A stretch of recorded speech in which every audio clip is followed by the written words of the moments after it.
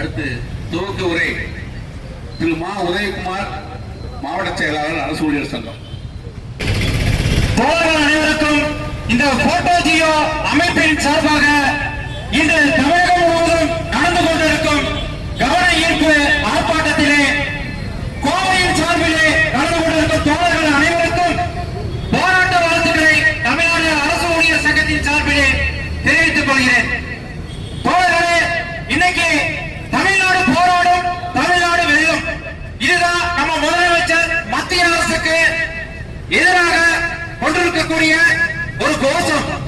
அந்த கோஷம் பாத்தீங்கன்னா இன்னைக்கு தமிழ்நாடு அரசாங்கத்துல வேலை செஞ்சுட்டு இருக்கிற நமக்கும் பொருதி இருக்கு. இன்னைக்கு தமிழ்நாட்டுல ஒரு போராட்ட களமா மாத்திருக்காரு இந்த முதலமைச்சர். இன்னைக்கு பாத்தீங்கன்னா அண்ணா, பெரியார், கலைஞர் இவங்க வழியிலாம் வந்து நான் சமூக நீதி ஆட்சி கொடுக்கிறேன், விடியல் தர போறேன் அப்படின்னு ஒரு 4 வருஷத்துக்கு முன்னாடி நம்ம போராட்ட களத்தில் இருக்கிறப்போ அந்த போராட்ட களத்துக்கே வந்து அரசு ஊழியர்கள், ஆசிரியர்கள் என்ன கேட்டாங்க, அவங்களுக்கு செய்யாம யாருக்கு செய்ய போறோம், உங்க கோரிக்கை எல்லாமே நிறைவேற்ற சொல்லிட்டு திமுக கட்சியின் சார்பிலே ஒரு குழுவை போட்டு அந்த குழுவின் மூலமாக அரசு ஊழியர்களுக்கும் ஆசிரியர்களுக்கும் வாக்குறுதிகள் பலவற்றை இப்ப ஆண்டு கொண்டிருக்கிற முதல்வர் கொடுத்தாரு. ஆனா பாத்தீங்கன்னா இந்த 4 வருஷத்துல அரசு ஊழியர் ஆசிரியர்களுக்கு கொடுத்த எந்த ஒரு வாக்குறுதியுமே நிறைவேற்றப்படவில்லை. இன்னைக்கு ஆண்டு இருக்கிற முதல்வர் சமூக நீதி சமூக நீதி சொல்லிட்டு இருக்காரு. மக்களிடத்துல இந்த சமூக நீதிய ஆசிரியர்கள் இல்லாம சமூக நீதியை கொண்டு போக முடியுமா? பள்ளிக்கூடத்துல சின்ன மாணவர்கிட்டையும் இந்த சமுதாயத்துக்கிட்டையும் சமூக நீதியை கொண்டு போய் இந்த அரசாங்கமானது சமூக நீதி விஷயத்தில் ஜெயிக்கக்கூடிய ஒரு அரசாங்கமா மாறி இருக்குன்னா அதுக்கு காரணம் நம்ம ஆசிரியர்கள் தான். இந்த விடிய ஆட்சியில மக்களுக்கு கொடுக்கப்பட்ட பல திட்டங்கள் நிறைவேற்றப்பட்டிருக்கிறது. இன்னைக்கு நம்ம முதல்வர் ஒவ்வொரு தலைநகரா போய் ஒவ்வொரு ஊரா போய் உங்களுக்கு கொடுக்கப்பட்ட வாக்குறுதிகளை நிறைவேற்றிட்டேன், மறுபடியும் என்ன முதல்வர் உட்கார வைங்கன்னு தெருக்கவா பிரச்சாரம் பண்ணிட்டு இருக்காரு. இப்படி மாறுபட்டு பிரச்சாரம் பண்றப்போ இவர் கொண்டு வந்த நலத்திட்டங்களை எல்லாம் கொண்டு வந்தது யாரு? நம்மள மாதிரி அரசு ஊழியர்கள், ஆசிரியர்கள்.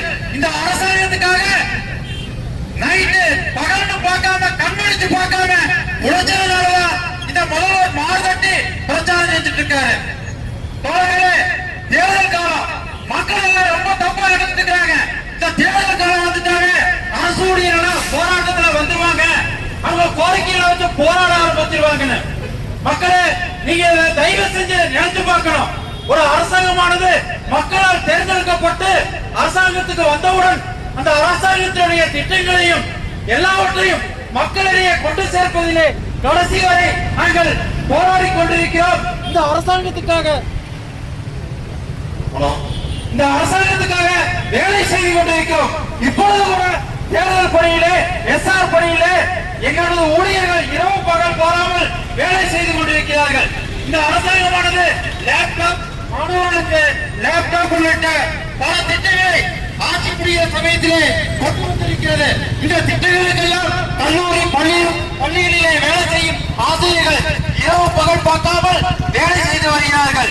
இந்த நேரத்தில் எங்களுக்கு 5 வருஷமாயும் எங்களுக்கு கொடுக்கப்பட்ட வாக்குறுதி எதையுமே நிறைவேற்ற இந்த அரசாங்கம் மக்களுக்கு எல்லாம் விடியல் கொடுத்திருக்கு. அரசுடைய ஆசிரியர்களுக்கு விடியல் தராதா விடியல் தராதான்னு எங்க வாழ்க்கை பூரா இருட்டாக்கிட்டு வீட்டுக்குள்ளேயே இருந்துட்டு இந்த அரசாங்கத்தை எந்த கேள்வி கேட்காம இவர் நிறைவேற்றுவாரு சொல்லிட்டு இத்தனை நாள் நாங்க இருந்தோம். இந்த தேர்தல் காலம் முக்கியமா இன்னொரு 1 மாசம் தேர்தல் வந்துடும். எங்களுக்கு கொடுக்கப்பட்ட வாக்குறுதிகள் எதையுமே நிறைவேற்ற அப்படி இருக்கிற சமயத்தில் தான் நாங்க இந்த போராட்ட காலத்துக்கு வந்திருக்கிறோம்.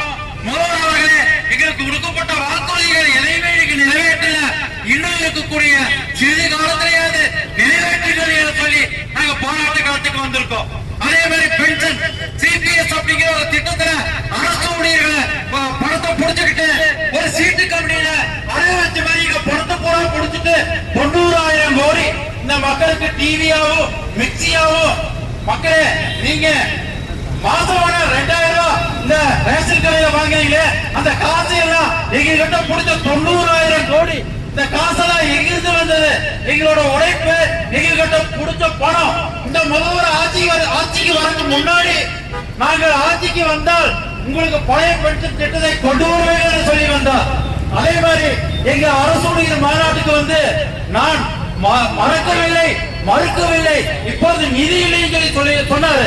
ஆனா இந்த 4 வருஷத்துல இந்த சென்ட்ரல் கவர்மெண்ட் தமிழ்நாடு பொருளாதாரத்துல முன்னணி மாநிலமா இருக்குது, படிப்புல முன்னணி மாநிலமா இருக்குது, சமூக நீதி திட்டத்துல முன்னணி மாநிலமா இருக்குன்ட்டு மார்கட்டி இந்த முதல்வர் சொல்லிக் கொண்டிருக்கிறாரு.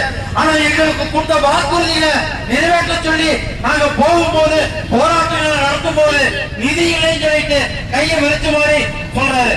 கடந்த வாரம் பாத்தீங்கன்னா அரசு ஊழியர் ஆசிரியர்களை அழைத்து பேசுறேன்னு சொல்லிட்டு எல்லாத்தையும் அவமானப்படுத்தி அனுப்பிச்சிருக்காங்க இந்த அரசாங்கம். தோழர்களே, நல்லா புரிஞ்சுக்க, இன்னைக்கு சிறப்பான ஒரு போராட்டங்களா நமக்கு அமைஞ்சிருக்கு.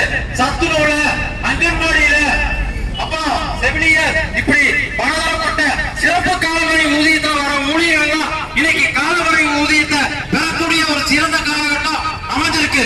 சிபிஎஸ் திட்டத்தில் பணிபுரிஞ்சிட்டு இருக்க ஊழியர்கள் பழைய பட்ச திட்டத்துக்கு போகக்கூடிய ஒரு சிறப்பு காலகட்டமா இது அமைஞ்சிருக்கு. அதே மாதிரி பாத்தீங்கன்னா இன்னைக்கு நிறைய பணியிடங்கள் நிரப்பப்படாம இருக்கு. அந்த பணியிடங்கள் நிரப்பக்கூடிய வாய்ப்புகள் அதிகமா இருக்கு. இதுக்கெல்லாம் தேவை. இவர் முதல்வர் நினைச்சிட்டாரு சங்கங்கள் எல்லாம் பிரிஞ்சிருக்கு, யாரும் ஒன்னா சேர மாட்டாங்க, நம்மளை கேள்வி கேட்க மாட்டாங்க என்று முதல்வர் நினைச்சிருக்கிறாரு. ஆனா இன்னைக்கு காலத்துல சங்க வேறுபாடு இல்லாம நாம எல்லாமே ஜனவரி 6 இந்த முதல்வருக்கு தேதி குறிச்சிருக்கோம். ஜனவரி 6ஆம் தேதி அரசு ஊழியர்கள், ஆசிரியர்கள் நாம வேலை நிறுத்தத்தை அறிவித்து இருக்கிறோம். இந்த காலகட்டத்தில் நம்மளுக்கு எப்பவுமே வேலை இருக்கும், எல்லாமே இருக்குதோட இந்த வேலைக்காக நாம லீவு போடாம இந்த போராட்டத்தில் கலந்துக்காம இருந்தோம்னா நாளைக்கு நம்ம குடும்பம் நடுத்தருவில் நிற்கும். அந்த நடுத்தருவில் நிற்கிறப்போ எந்த அரசியல்வாதியும் வரமாட்டாரு. அப்போ ஆண்டுக்கு எந்த முதல்வரும் நீ அரசு ஊழியர் சொல்லி எதுவும் செய்ய மாட்டாங்க. இன்னைக்கு மகளிருக்கு கொடுக்கக்கூடிய 1000 ரூபாய் கூட அன்னைக்கு கிடைக்காது, இலவச அரிசி கிடைக்காது. நினைச்சு பாத்துக்கங்க. கடைசியில இப்ப வேலை செஞ்சுட்டு இருக்க அரசு ஊழியர் எல்லாமே பிச்சை எடுக்க வேண்டிய நிலைமை வரும். சிபிஎஸ் திட்டத்துல பிடிச்ச 90,000 கோடி இன்னும் சமூக நீதி திட்டங்களுக்கு போயிடும். கடைசியில ஒரு பேப்பரை கொடுத்துட்டா வீட்டுக்கு அனுப்புவாங்க. அதனால இந்த காலகட்டத்தை புரிஞ்சுக்கிட்டு ஜனவரி 6 நடக்கக்கூடிய இந்த காலவரையற்ற வேலை நிறுத்தத்துல எல்லாருமே கலந்துக்கணும். இங்க வந்தா கூட்டம் கம்மியா இருக்கலாம். இன்னைக்கு சிஎம் வர்றதுனால சூலூர் மாவட்டத்துல இருந்து வரக்கூடிய 8 பஸ்கள் போக்குவரத்தால பாதிக்கப்பட்டு நம்மளுடைய தோழர்கள் எல்லாம் இங்க வரக்கு நேரம் தாமதம் ஆகிட்டு இருக்கு. இன்னும் அவங்க வந்திருந்தாங்கன்னா இன்னொரு 500-600 பேர் இங்க நின்றுப்பாங்க. இந்த அரசாங்கத்தோட செயல்பாட்டினால எல்லாருமே தடுத்து நிறுத்தப்பட்டு இருக்கிறார்கள். தோழர்களே, ஜனவரி 6 நம்ம வாழ்க்கையை விடியலை நோக்கி பயணத்தை தொடர்கின்ற நாளாக அமைகிறது. அனைவரும் ஜனவரி 6 வேலை நிறுத்தத்தை கலந்து கொள்ளுங்கள். ஒன்று விடுவோம், போராடுவோம், வெற்றி வருவோம். நன்றி, வணக்கம். பைக்ல பேசி பழகிட்டாரு.